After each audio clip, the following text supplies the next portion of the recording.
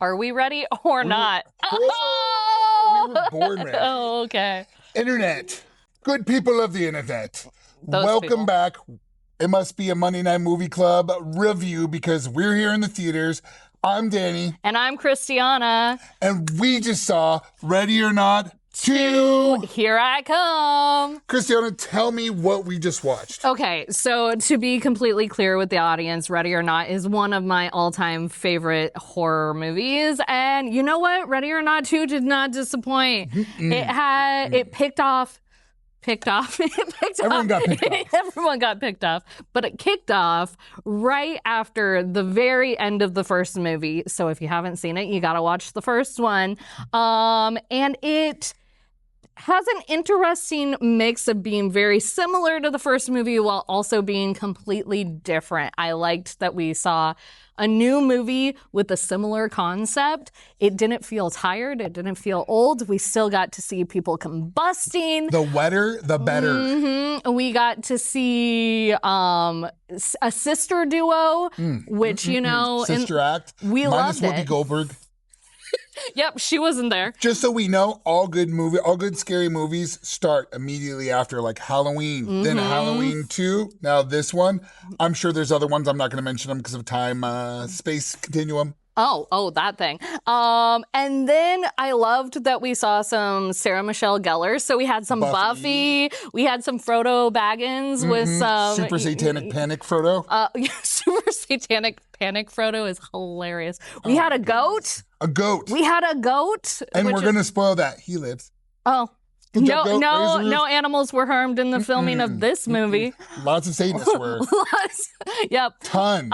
And we kind of learned more about the curse, which I thought was really cool because, like, there were some questions after the first movie where you're like, I'm going to suspend my disbelief and just kind of like, or my belief. Tomato. Right. And, now those questions were answered, and it got gnarly. It definitely, towards the end, there is blood drenched all over you. I heard in LA, they're actually doing screenings where every time someone blows up, they gust out a mist of blood or something. I'm down. We love that kind of Guar stuff, or Gallagher for the older audience. No sweat. First off, I loved it. I loved Samara Weaving in it. I thought she was great. I followed her since The Babysitter and seen her in Scream, and I think she is really coming into her own as a Scream queen. There was a lot of blood, a lot of running around, hide and seek, different dynasties and families coming around, and chasing people. I thought there was a lot of good gore practical effects. There might have been some CGI in there, but I couldn't tell it wasn't cheesy. I thought altogether it was great. What did you think about it?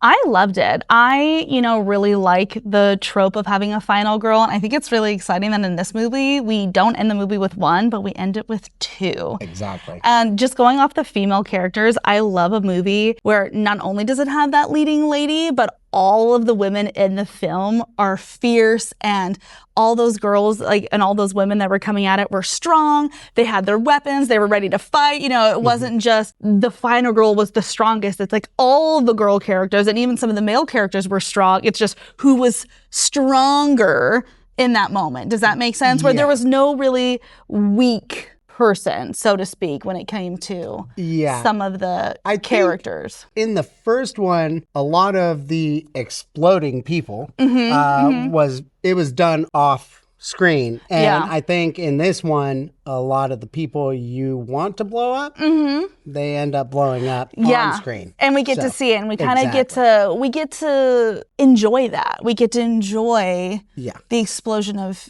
human flesh everywhere. Yeah, so. I would definitely be wearing a poncho.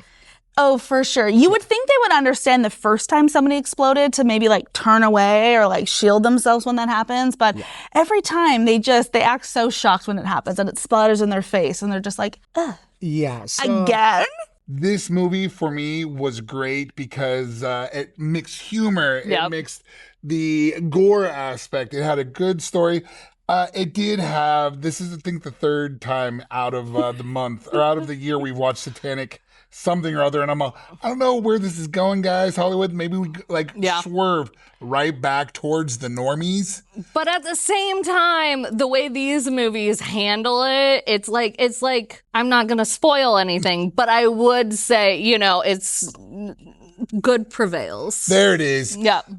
Word to the wise, anyone listening, don't make a deal with the devil. No, don't do it. Not even if it helps you win over a gaming empire. Don't do it. Or like Frodo, where he gets to wear that fancy goat hat at the end with the little veil. That was amazing. That's great. It was that's why I can never be actors, because they're like, put this on and be serious. And I'm like, I clearly cannot. Yeah, no. What would you rate it on a scale 1 to 5? 1 to 5. Let's see. I scaled it on a 1 to 10 in my brain, and I gave it an 8.5. Okay. So I'm assuming if we dial that down, it'd kind of be like a 4, 4.25, a 4. Okay. I did really like the first one. I did enjoy this one as well, but kind of like we said, it's not as great as the first one, but I think it's a really great part too. I think it holds its own weight. I'm gonna rate this in Frodos. Oh. Is that okay? I was gonna say goats, but Goatos? I think that's a Frodo hat.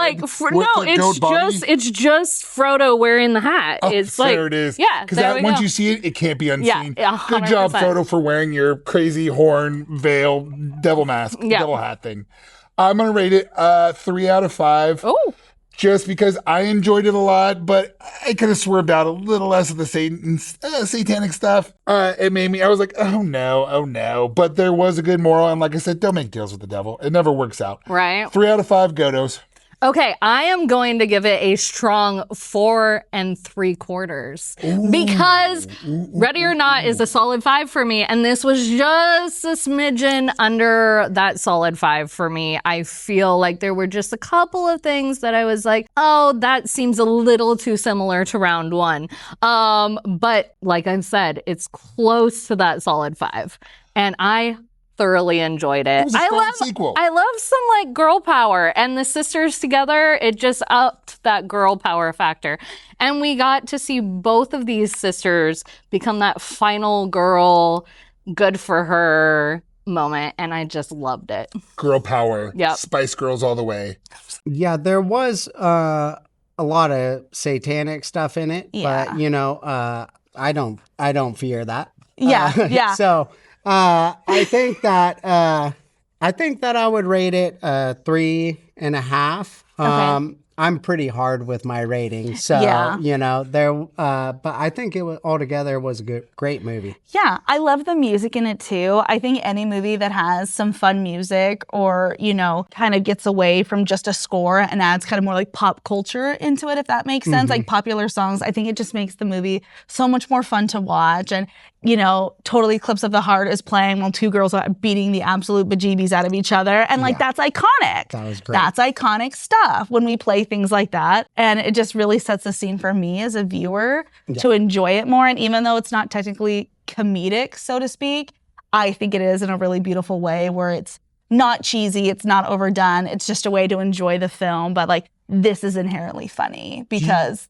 this song does not match up. Do you think that there's going to be a third one? Or do you think that's the conclusion of Ready or Not? I think it'd be really interesting to see if Elijah Wood's character does go off and do something, because now there's nobody that really owns the dynasty per se. All the families are knocked out. However, he's still around.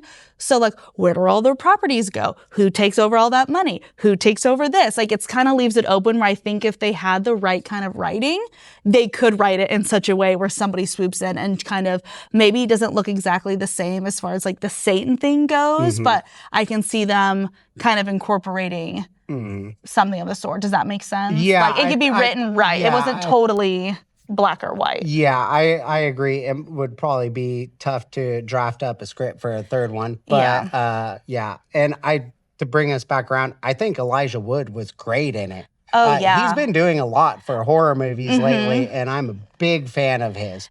So it's always good to see Frodo get a little bit bloody. I think something, too, that's also notable is Samara Weaving's final girl scream. Yeah. I noticed it in the first one. It's such a unique scream. Yeah. And I had listened to an interview with her where she talked about she never practiced her scream. She just got on set, and it was the scene where she had to scream, and she just belted it out. And that's really? Yeah, you're like, that's her scream. authentic Yeah, scream. exactly. That's so funny because Christianna and I were talking about how the way she was in the movie was very like authentic. Like I feel like that's how, if that were you, like, yeah, that thing to the shoulder, that's gonna hurt. That slice, that's gonna hurt. Yeah, you're gonna get knocked around, you're gonna get tired. And I think it really showed that more like human side of, you know, being a real character. Like I don't think you really saw her like rise from the ashes in a weird way. It's like, you just got your head bashed in. But I'm fine. You know what I mean? Like they got the bejeebies kicked out of them, and it showed that. Does that make sense? Yes. And like, I think it was like a really authentic reaction of like, this is how I think it would like play out if in real life. Yeah. So to speak. I mean, to a degree. And I think that if you're a fan of the first Ready or Not, I think that there's enough similarities to it where you're not going to be let down if you're a major fan of the first one. But there is enough in it where it is fresh. And it's a different plot. It's not just them running around from one family in a mansion. You know? Yeah. And I think it ties in together really well. I do think going back to like if there's a third, I think it'd be really interesting if maybe it didn't follow this timeline, but if it was more of like a prequel setting, like the origins of this game. Yes. Like what does that script look like? How do they get involved with the devil? And just really flashing it back to whatever time period. I'm not sure what time period it was, but having that movie set in that time period so we see like how these families all got in and how it, you know, went from generation to generation. Yeah. I think that would be like the interesting spin on it because I think there's still a lot of unanswered questions about why did they do it? Who is this? Why are we doing this? Why does it look this way? Like why is it? How do they explode? Which I mean, Satan. Satan. Yeah. We get it can all come down to Satan. Yeah, but I think really, getting an idea of like why did it start could really be beneficial to the franchise. So they choose if they choose to continue. That would be, I think, doing the same thing again would lose it. I think that overall, I would suggest going and seeing this movie in the theater. Yeah. And not waiting for it to come out on streaming platforms. I think that you should get out there. I think you should support it. You should support the studios. You know, that comes along with all the makeup artists and the whole entire cast and everybody behind the scenes.